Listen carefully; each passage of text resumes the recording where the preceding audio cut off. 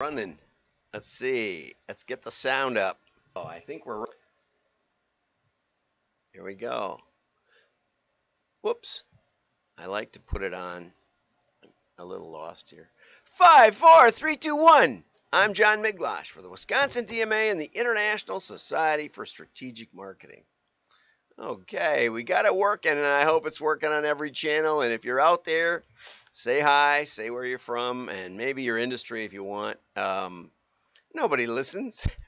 Anyway, we got a good show for you. And I want to start off with Andrew Ettinger's thebestpostcards.com. And he's got a heck of a commercial here. I'm going to have to read it to you because it's mostly bonk-a-bonk music. So I'll turn down the sound a little so I can read over it. You get the gist of it. And here it goes. The future of business is uncertain. Many businesses may not reopen. Man, it's still loud. Oops. You must make moves, calculated, creative, courageous moves. At a time like this, your marketing must work. Money is tight and cannot be misused. Digital marketing is a disaster. They have everyone fighting over the same space. Facebook ads are flooded. SEO will put you at best page 2. Google AdWords gets you nowhere. Do you have any clue what digital is doing for you? Didn't think so. Who are we? We've helped the biggest names become household names, from fitness to famous smiles to fantastic views. We're trying to help you. We're not trying to sell you. We service hundreds of millions of homes for 10,000 businesses across 2 countries, graphics, printing, delivery, analytics. You can't just survive. It's time to thrive. Thebestpostcards.com. Woo! What a commercial. Anyway, that was kind of in the midst of the pandemic. And, the pandemic is over, I think. We'll see, we'll see. But it's never really done much for me other than the people who were afraid to get out. I came to my office every day. And this is my office. This is not, I know you think it's a fancy Hollywood studio, but it's my office. I work here, work the rest of the day. When we're done with, trying to see if I can just grab something here. Oops, pause. I want to get to the best postcards. I know you can hear that thumpy thump music. There it is. Best postcards. Okay, that's the logo. Okay, so that was fun. That's a good way to start off. And let's get to the news because there is some. Here we go. Over here. Marketing. This is too funny. Marketing, sales, and sales teams are the least data-driven departments. And it's like shocking amount. Okay, so here's the IT department. Now, let's put some caveats on this. If you're the IT department, which used to be called data processing, before that was called the programming department. Now it's called information technology. But anyway, it's data. Are you going to admit that you just wing it when I've seen a lot of emotional decisions come out of IT departments, like firing the guy who's getting record response rates and sales, and not even asking him what variables he uses. Never mind asking to see his software that he's been using for 10 years. No, we can do it better. We know how to do all that. And then I get calls, did they test against you? Our results went to garbage after they kicked you out. Nope, they didn't. So don't tell me about IT being unemotional, but according to their own self-reported claims, only 23% of their decisions aren't made with data. Okay, whereas 50% of the marketing people say, no, we don't really use data. And it's just hilarious. There's lots of statistics and stuff. But basically, and then Lauren Vaccarello, I guess you'd say, tail end CMO, believes the reality of data falls short of the industry's vision. Okay?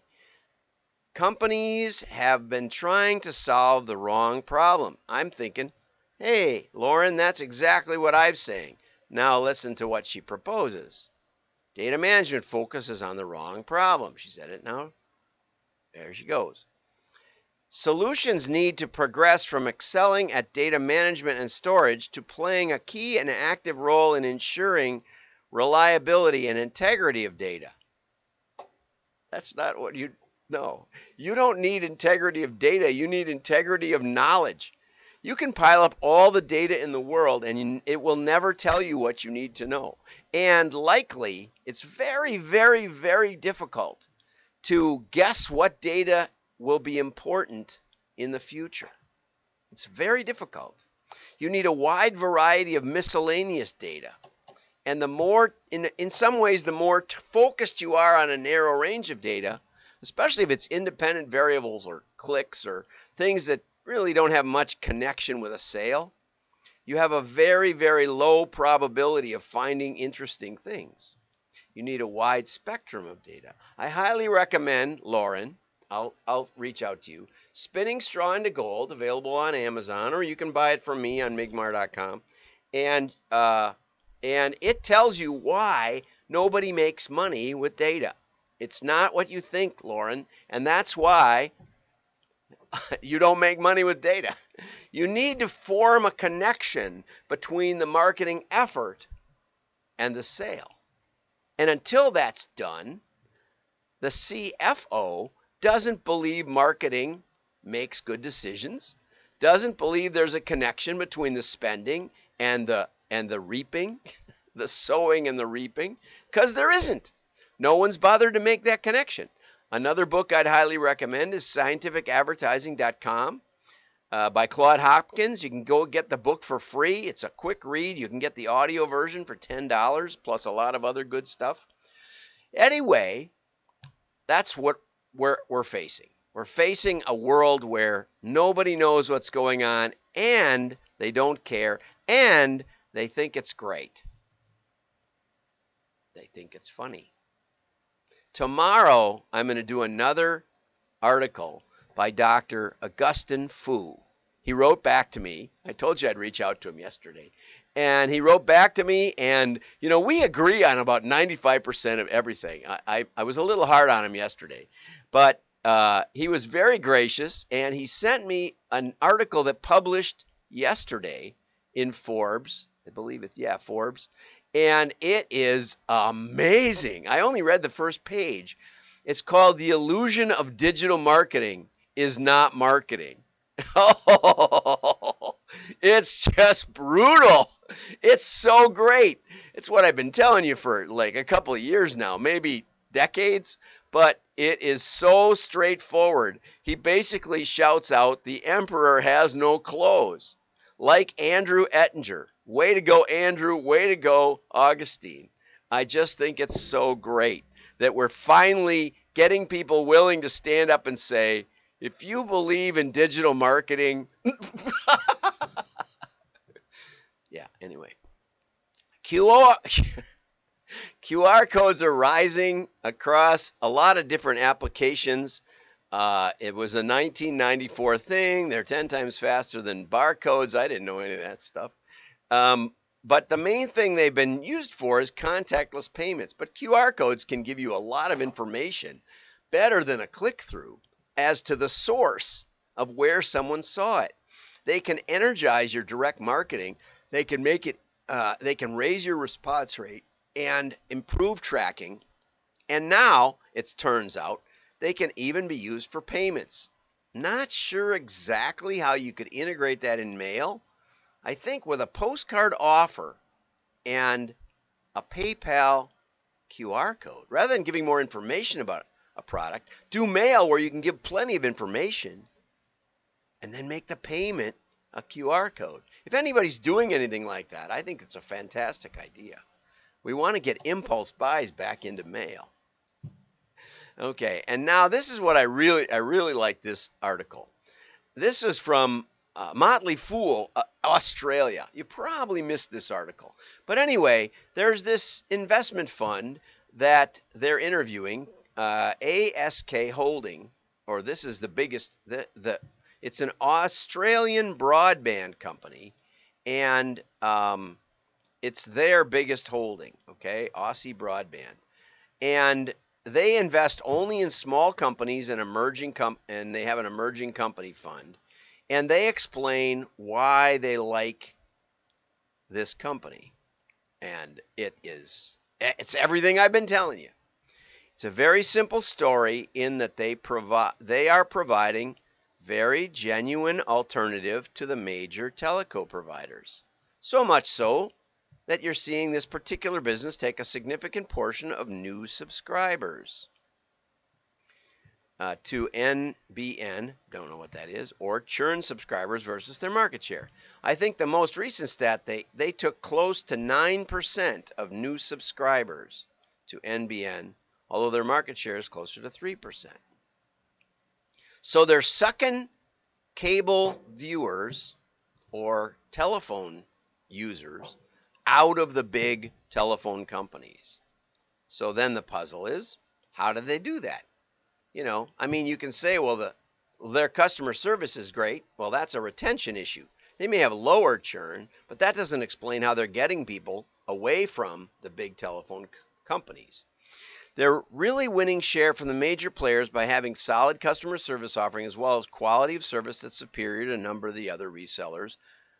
You've got consistency of broadband through day and night, and mine isn't, but, you know, I'm not in Australia.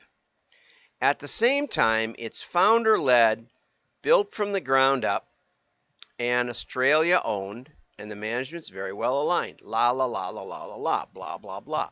The kind of thing you always hear. But here's the part that I thought was really great. Motley Field says, it's not an easy field to be in, though, because you're competing against bigger companies with very deep pockets. And here's the answer. That's correct, but I think they've been clever around targeted customers through a very much non-conforming way of advertising. What's the big secret? They're using some new form of advertising, some new shiny object perhaps. What could it be? No, this can't be right. A lot of direct mail. We're launching a rebuilt website. It's been around for 25 years, but it hasn't been doing much. And we're working on relaunching it with mail to make sure that our initial advertising support actually gets some action. We don't trust digital. We're not advertising on Facebook or Google to tell people about this site.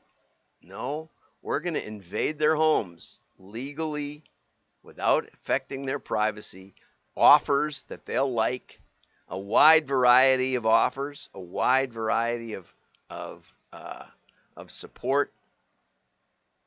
It's going to get their attention. It's going to work for the advertisers. It's going to benefit the recipients. It's mail. Okay, so if you'd like to find out more, go to wdma.org. That's where most of my posts go. And we're having a meetup. Look down below. See that below there? We're having a meetup on May 27th at 2 p.m. There is a way to register. If you register, we'll get you the links.